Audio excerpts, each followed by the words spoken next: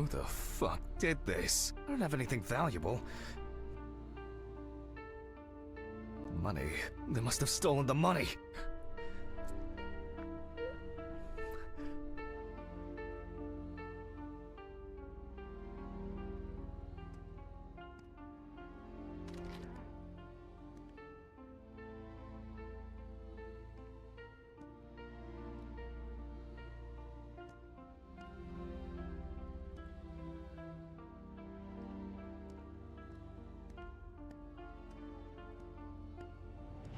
Oh, God. Oh, God.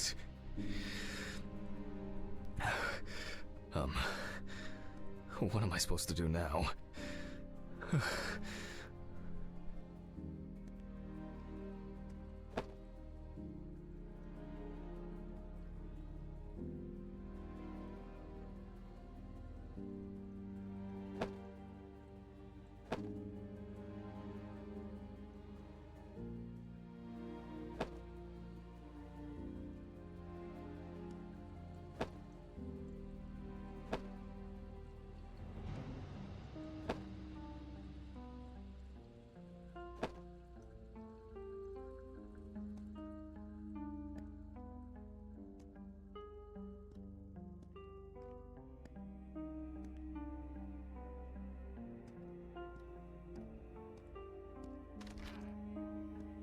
Fuck! Great.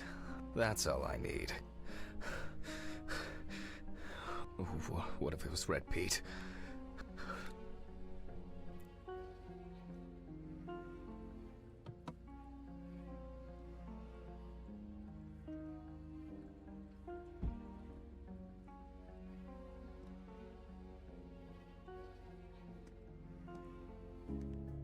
Where? I need my pills.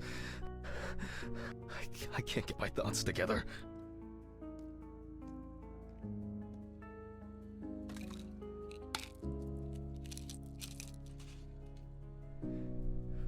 Okay.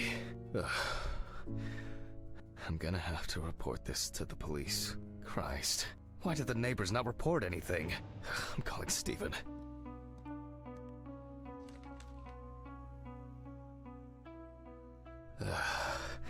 Stephen? Now, Jack, I told you I'm going for a drink with you for another night in a row. That's not why I'm ringing. Although I could do with one. Someone broke into my apartment. What? Did anyone see anything? Have you called the police yet? No, I don't think so. Anyway, no one contacted me.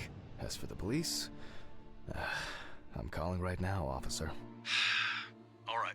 Do you want me to head around? Look for any trace evidence? I don't know. No, I guess not.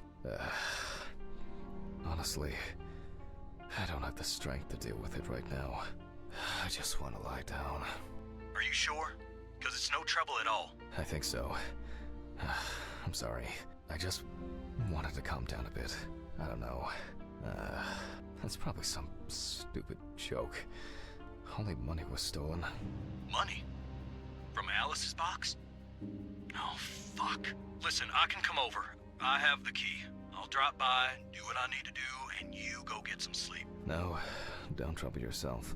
Lately, I've been just so tired and distracted. I don't know. Maybe I forgot to close the apartment door on my way to work. If anything else is missing, I'll let you know and call the police. All right. Just make sure you close it tonight. If you see anything weird tomorrow, let me know. Whoever did this may be watching you. I don't think anyone is dumb enough to come back. You're probably right. Take care, Jack. If you need anything, call me. I promise I will. Thanks, Stephen. Sorry to bother you again. I've just been all over the place lately. It's not a problem. Good night, Jack. Good night.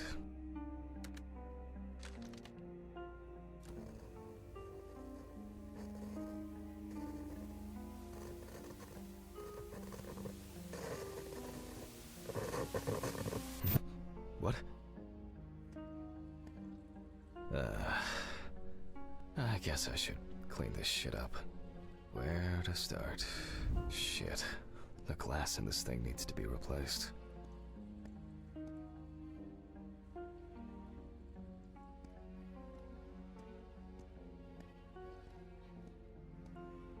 I'm glad this didn't break. Jack, why? I think I'm just tired. To be honest, I could leave it like this. There you go. I still don't understand why Alice liked this painting so much.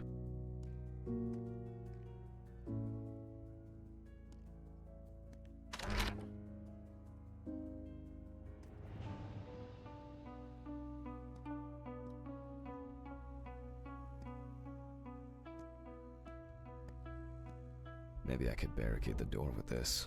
I should pack this thing away. I have no interest in DIY at the moment. Now I'm sure I won't get caught up in these papers. Alice's family should really have some of these. That's enough for now. Jeez, I'm exhausted. I'll get the rest in the morning. It seems like the burglar wasn't looking for anything here. Actually, I'm not surprised.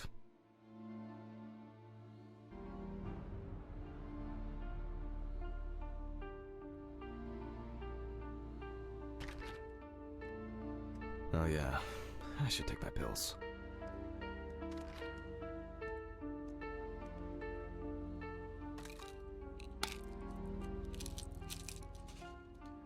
I feel like it takes me forever to finish these things.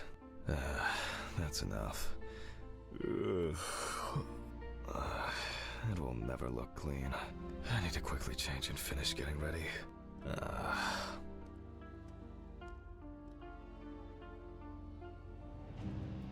I'm gonna be late for work again.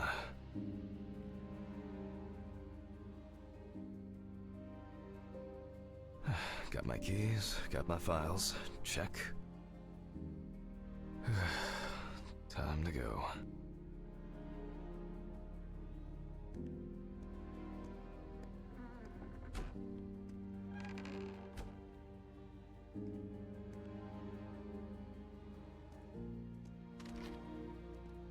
Remember to close the door properly, Jack.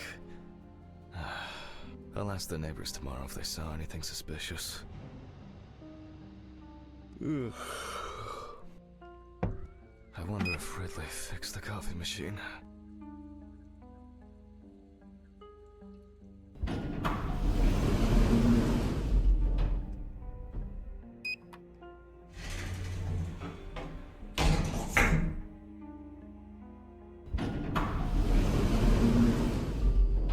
Huh?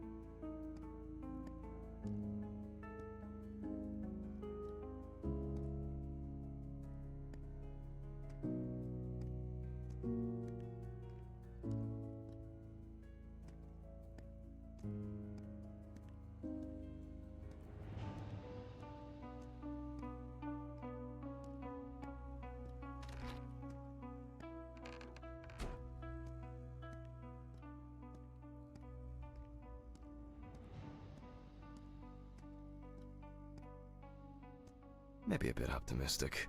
I'd better grab a coffee on the way.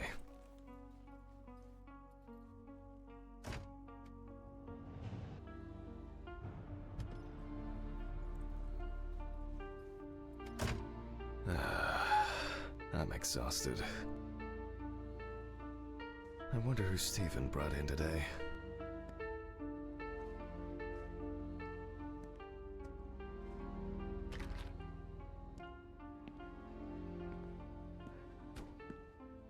Good morning, Mr. Ridley. Oh, he's not here yet? No, I'll deal with Adam. I hope he... Oh, come on. He was too lazy to even wheel the gurney to the autopsy room.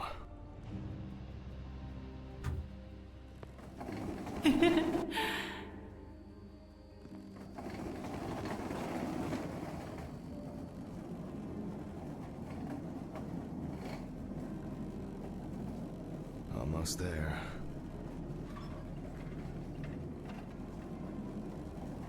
for the tough part. The body needs to be moved.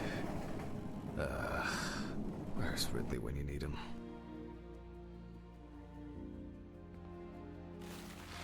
Alright. I just need some gloves and my apron. Then I can get to work. I'm going to need my tape recorder for this.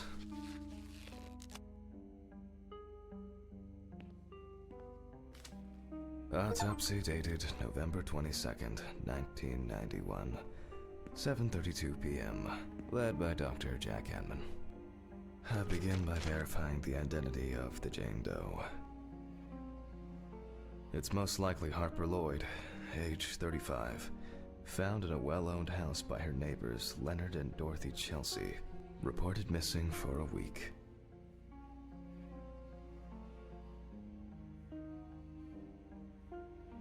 It is also known that the deceased was diagnosed with affective bipolar disorder. Harper was placed on drug therapy, which she dropped out of fairly regularly. During her treatment, she was under the care of her common-law partner, Richard Benson, professional truck driver. The last person who had contact with the deceased was her partner. Harper's last message read as follows: "I'm gonna take a shit in their stupid well. Then we'll see who has the last laugh." Nice one. Police records also show that Mrs. Lloyd was in constant conflict with her neighbors. The constant parties and subsequent brawls made living in the area nearly impossible, especially when Lloyd's partner wasn't around. Firefighters found the body after the Chelsea family began complaining that their tap water tasted strange, and at one point had begun to smell and turn a dark color. I proceed to open the bag. The most important task in forensic identification of a drowned person is to distinguish whether the death occurred before or after entering the water. Okay, that could have been worse. I carefully removed the victim's clothes so as not to damage the skin. One shoe was missing. The deceased was found fully clothed. I'm going to need the camera to document all possible suspicious marks.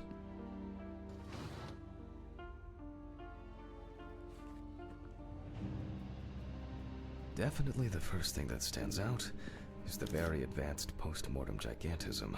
The skin of the deceased appears very delicate, smooth, and relaxed from being in the water for a long time. The whole body is extremely pale. There are bruises and hemorrhages on the neck. These usually occur due to increased inhalation when fighting to breathe underwater.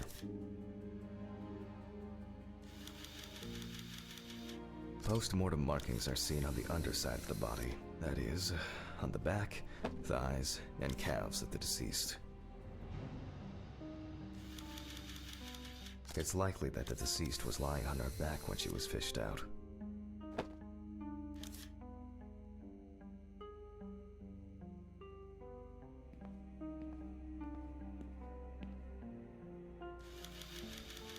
There are some obvious scratches on the skin.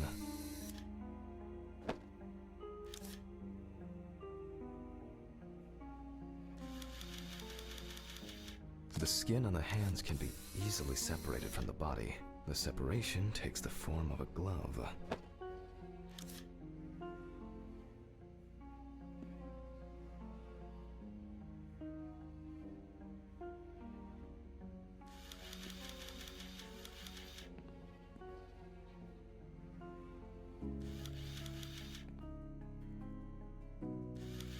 The so-called washerwoman's skin on the feet. The deceased had indeed been in the water for a long time.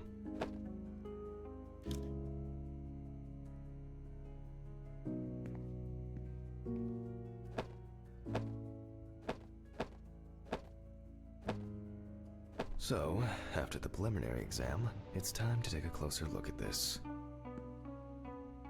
Today's date, the deceased was clothed. Rigor mortis does not need to be checked. Based on the state of decay, you can be sure it has subsided.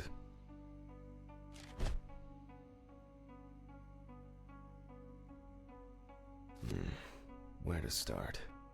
We see thick, white foam in the mouth of the deceased, resulting from pulmonary edema. Foam is a characteristic in deaths due to drowning.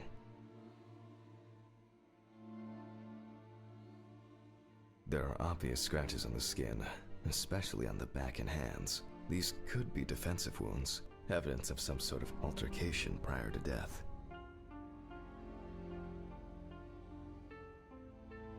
The spots have a purplish blue-red hue, which is a typical sign of the death of the organism.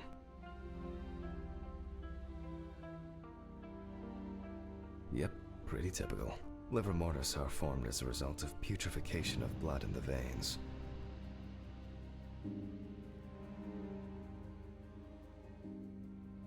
No obvious signs of struggle. The skin on the hands would have easily peeled away from the flesh. Some of the fingers have already lost their nails.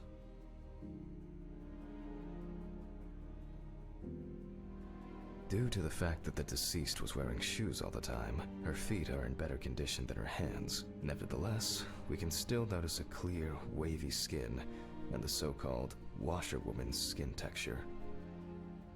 Okay, that's probably enough to indicate a direction for further examination. I'd better note that down in the records. Marks found on the neck and foaming at the mouth are typical signs of drowning people. Those abrasions appear relatively fresh. No healing or scarring is visible.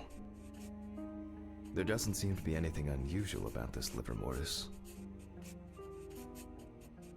Diffuse spots are caused by blood rotting in the veins.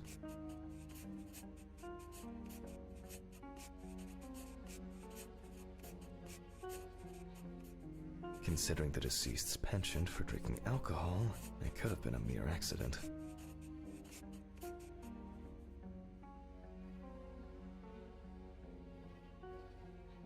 Hands heavily wrinkled from submersion in water, typical washerwoman skin.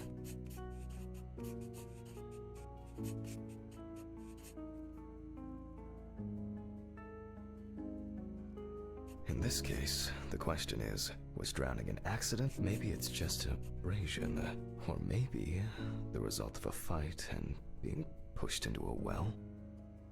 Their distribution suggests that the victim was probably livor mortis of a different color could indicate poisoning with carbon monoxide, cyanides, or nitrates. However, this is not the case here.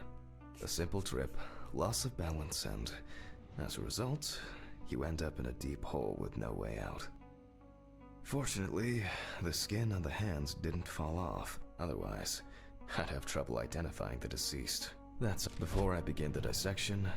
I'll make sure the suggested identity is correct. The suitcase with the fingerprint equipment should be around here somewhere. Oh, here it is. With decomposing bodies, the tissue of the pads of the fingers tends to shrink. To remove these shrinkages, a mixture of glycerin or air is used. The fingerprint sheet should always be checked. Slipping fingers, too much or too little ink, or inaccurate hand position can make fingerprints illegible. If the body of the deceased is well preserved, fingerprinting is similar to that of a living person.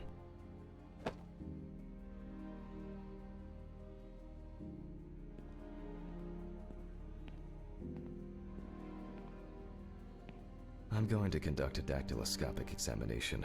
If in fact the deceased is in the police database, I will find her.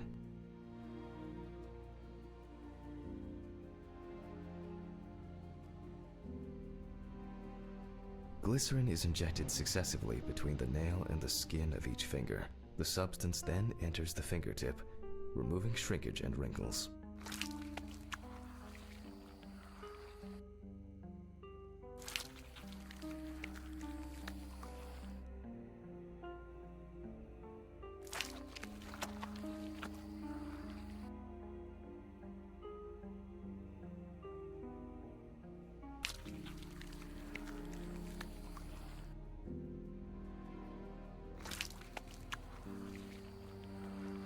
Now I take a brush Only when the skin is taut and elastic can you use ink.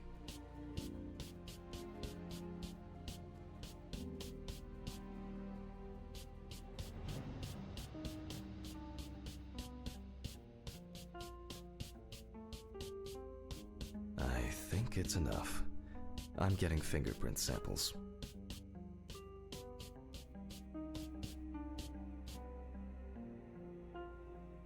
In the case of drowning victims, you have to be extremely careful. The skin may fall off the hand like a glove when you take the print.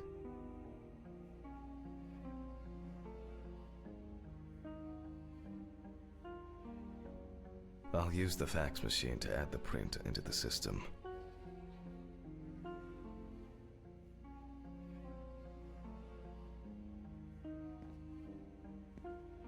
Green button, and...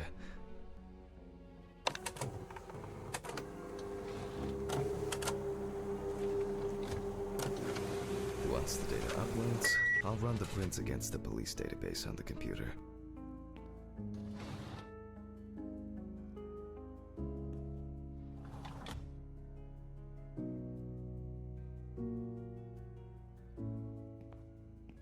Great.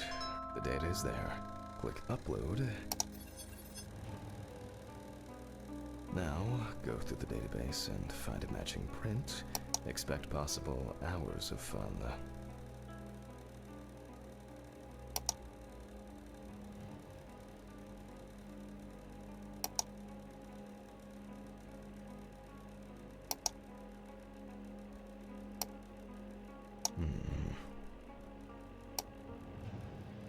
One more. Analyze button.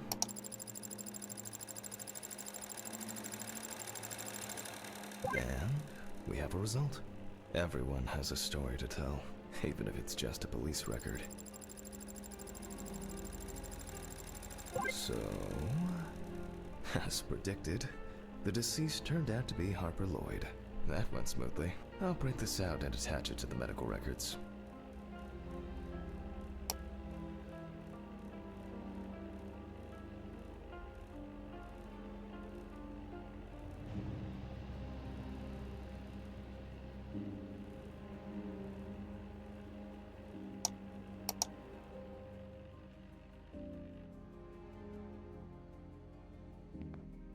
Great. Now I can go back to my inspection.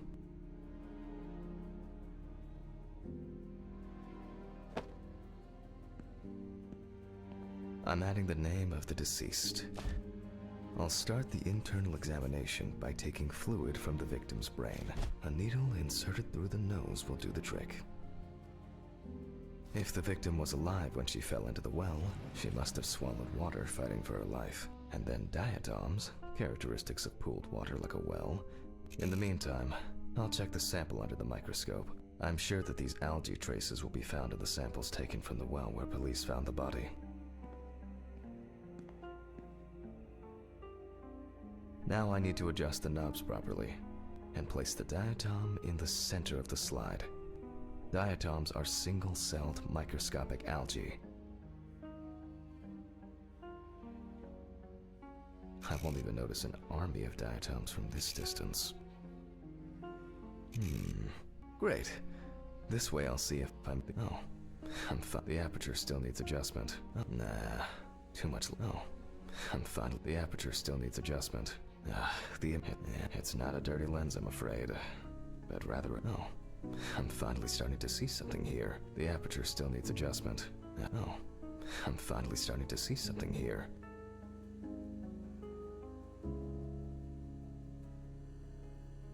Nah. Oh, I'm finally starting to see something here. I won't even notice an army of diatoms from this distance. Great.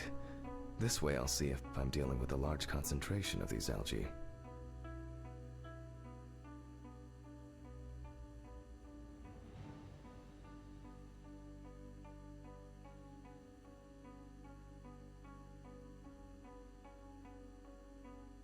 And perfect.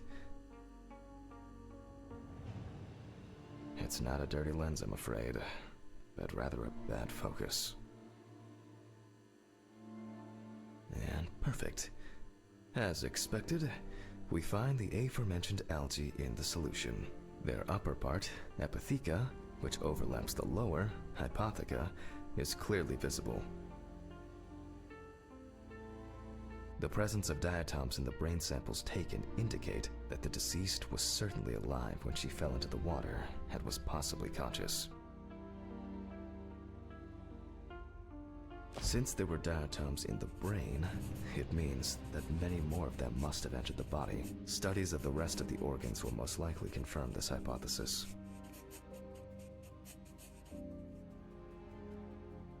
I can finally get to the practical part. I must be extra careful because the skin of the deceased is very stretched. I wouldn't want an explosion here.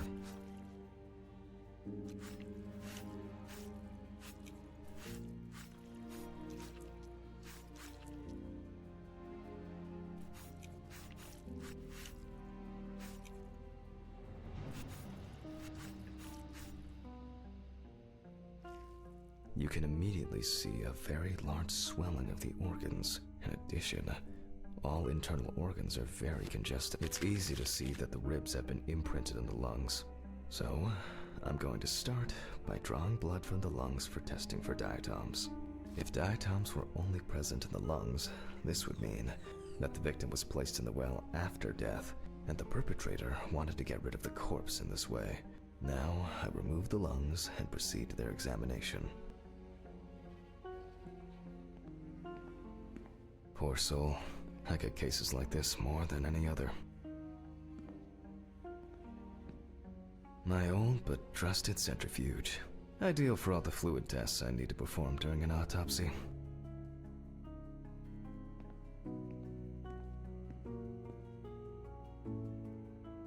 Taking the lungs in my hand, I feel that the tissues have lost their elasticity, which is the result of water emphysema. In addition, there is significant swelling of the organs, and as a result, we have a nice imprint of the ribs. The emphysema itself, it's clear how far it's progressed, which is characteristic of drowning. Corpses found in water are worth examining with a tomograph. However, I can't count on such luxuries, so I must reach for a more archaic technology, a bucket and water.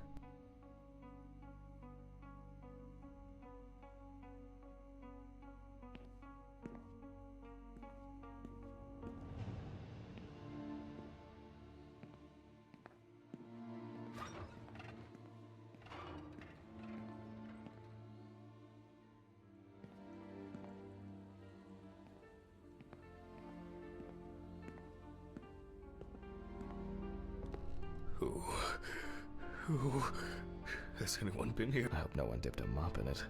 It's best to go to the lab for this.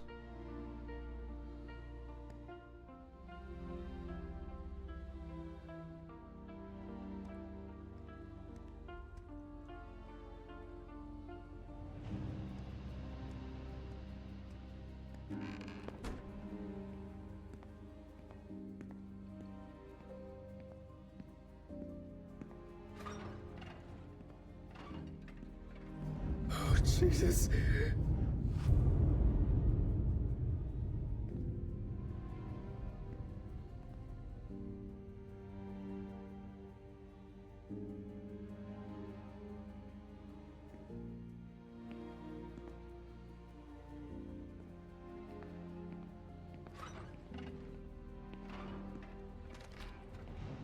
Historically, the lung float test is used to detect infanticide. The water should be at room temperature.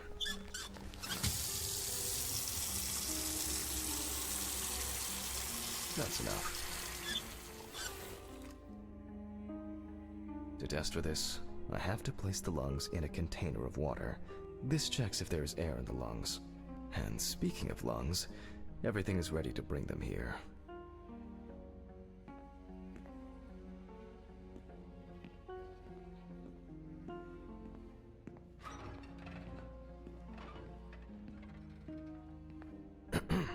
Of course, such a study isn't without flaws. Air may have entered a newborn's airways during resuscitation attempts. Gases released during decomposition could also give a false result. In this case, however, it's about something else, namely, the amount of fluid in the lungs. To test for this, I have to place the lungs in a container of water and wait to see if they fall or if they will float on the surface.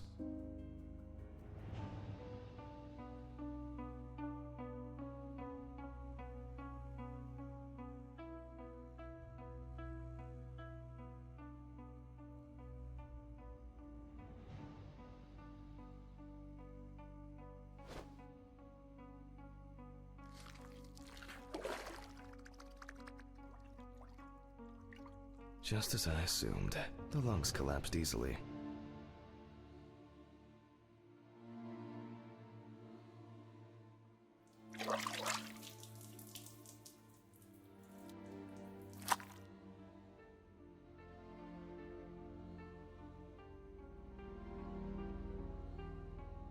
Fluid could have entered the lungs during panic attempts to catch breath underwater, but it could also be the result of bacterial infections or cancer, so further investigation is needed.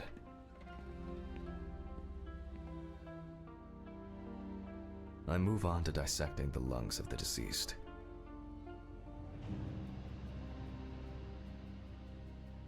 You can hear the distinct, very unpleasant crackling of the tissues being cut through.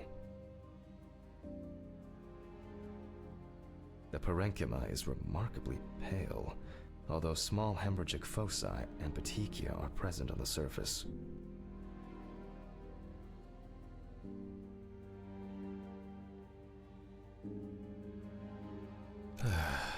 All right. Now, I will check the collected fluid under a microscope. If we find 20 diatoms on the slide, it can be considered drowning, and our result is not false positive due to possible contaminations. Let's see. Although I expect I won't even notice an... Great. This way I'll see the aperture still needs a job. Oh, I'm finally starting to see something here. And perfect.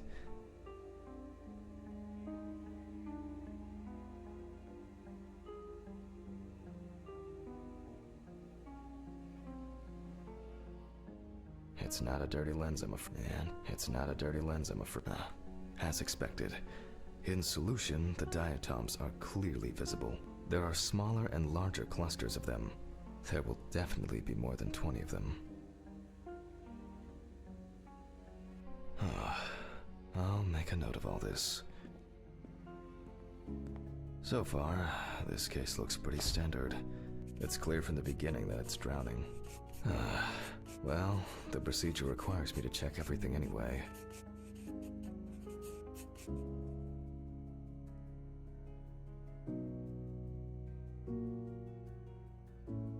So, I move on to checking the other organs. I ligate the heart, and then remove it for inspection. Strongly developed putrefactic hemolysis of the organ can be seen at first glance. Apart from that, no signs of a heart attack or other heart disease. I move on to the next organ. This time, it's the liver. It's immediately apparent that the deceased didn't care for herself. Like most organs, her liver is enlarged and severely congested.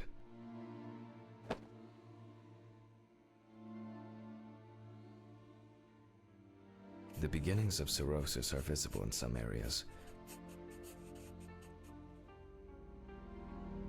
I transfer the organ to a board and proceed to dissect.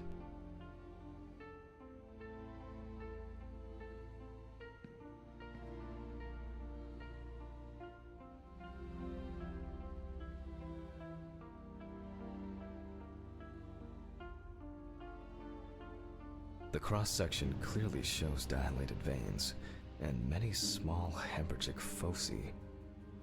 I must admit that this is quite a feat, considering the rather young age of the deceased.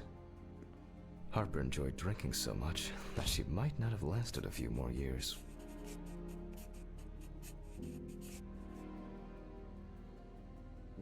I move on to the stomach. I take a sample of the fluid for testing.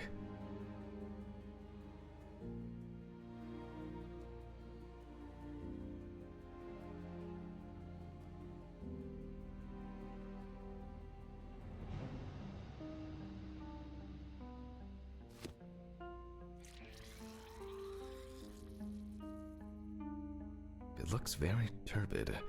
I'll see what happens after spinning, but that's in a moment. Now, I carefully ligate the organ, then cut it off. My old but trusted centrifuge. Ideal for all the fluid tests I need to perform during an autopsy. It's enlarged, probably full of putrid gases. I transfer it to the board and carefully open it, checking the contents.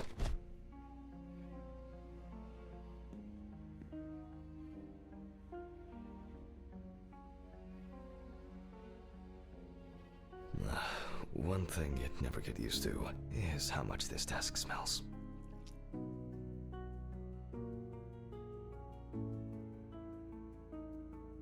Okay, the stomach is full of fluid and unidentified organic matter, which is probably leftover food. So let's check the diatoms. Again, but in a centrifuge for a change. The problem with examining drowned people is being able to show whether the death was my old but trusted centrifuge. Ideal for all the fluid tests I need to perform during an autopsy.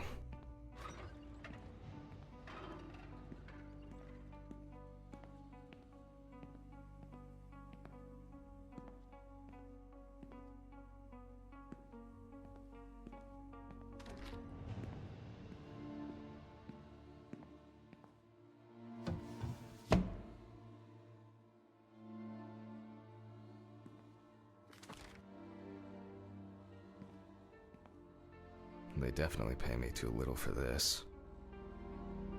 It won't be needed for the next few months.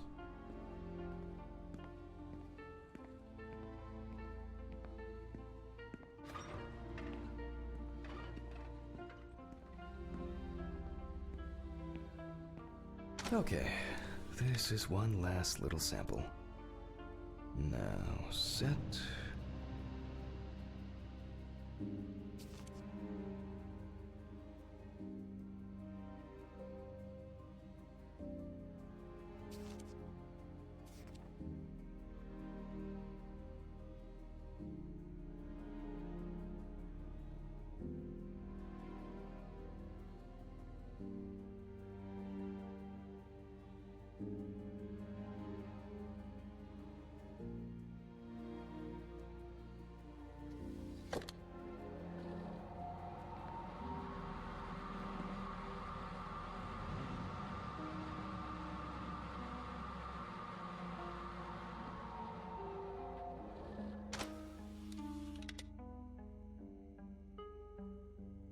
Done.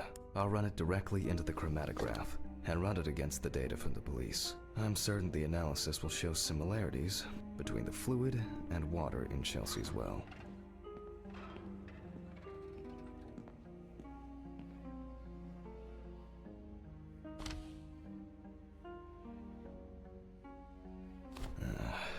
Let me think. 3 milliliters should be fine.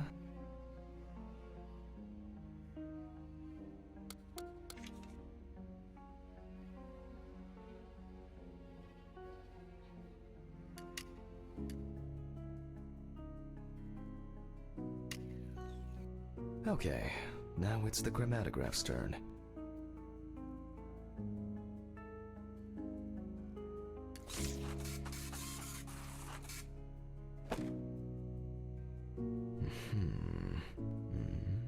Yes. The water sample matches the one provided by the police.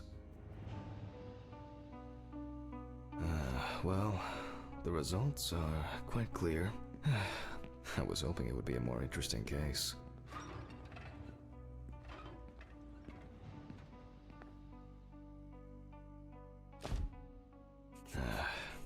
More diatoms. Analysis indicates the same origin. Blah, blah, blah. There's little left to do. I'm going to check the airway patency of the deceased. Interesting. Looks like there's something stuck in the trachea. I'm moving to the board for further inspection.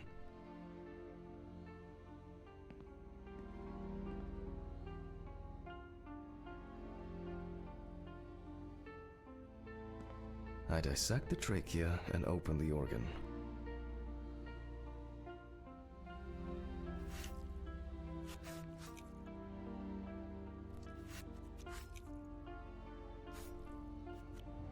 Inside, I find a wedding ring.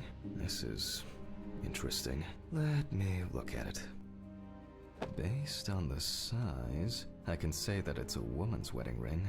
Quite standard from the outside. There's an engraving inside.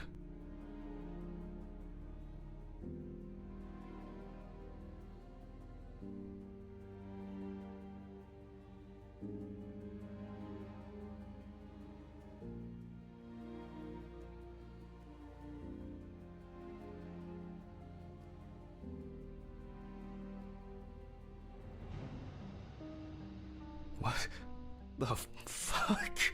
But this is my ring. Alice's ring.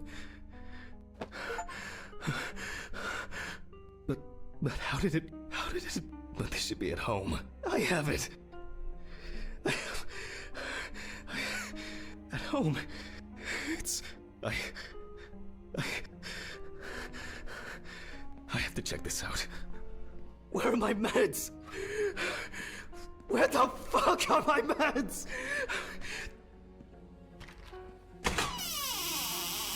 Huh? Jesus Christ! Hope this all make it go away.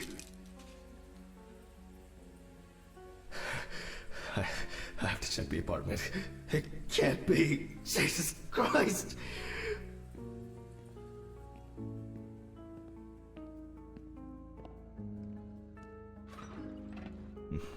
Mr. Ridley. Mr. Ridley! What's all the ruckus? I need to go home. Immediately. What? Now? I have to. Have you seen anyone here this morning? Anybody suspicious? No, there was no one. Dorothy was, but only for a moment, then she left. What's wrong with you, Hammond? Okay. Thanks. What about the corpse? I'll come back, I promise. Jesus Christ!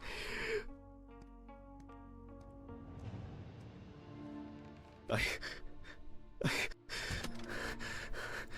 have to check this out.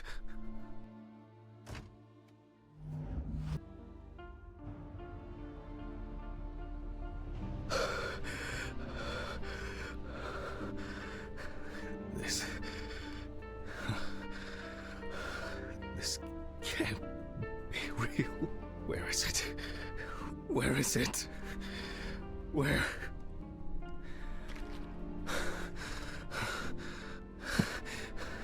Please. It's not here. It's not. I need to go. I need to go.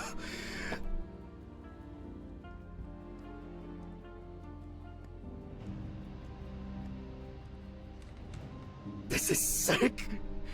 Fuck.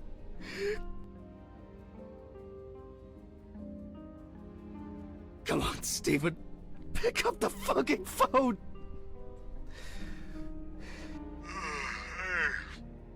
What's up, man? They took the ring.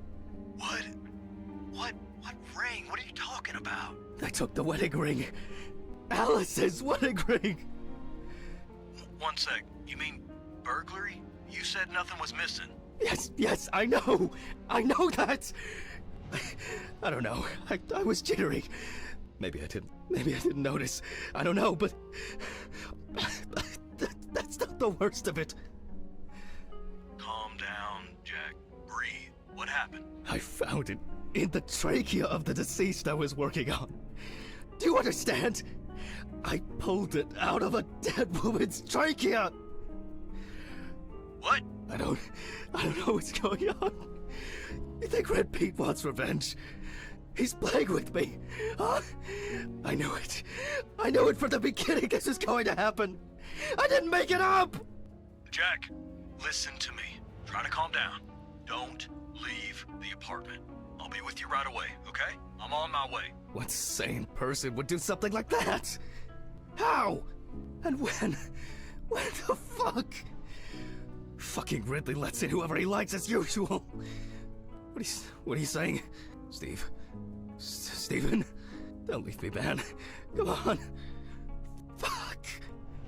Oh, God, what now?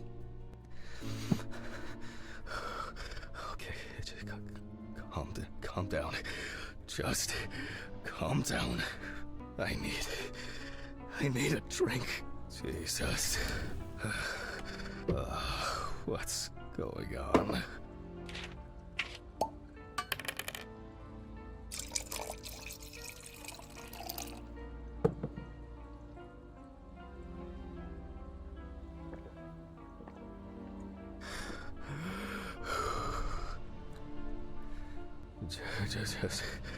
Just one sip more. Yep.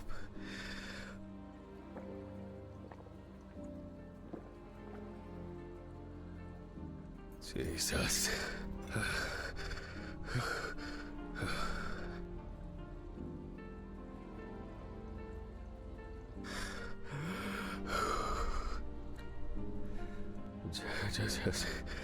Just one sip more. Oh, God.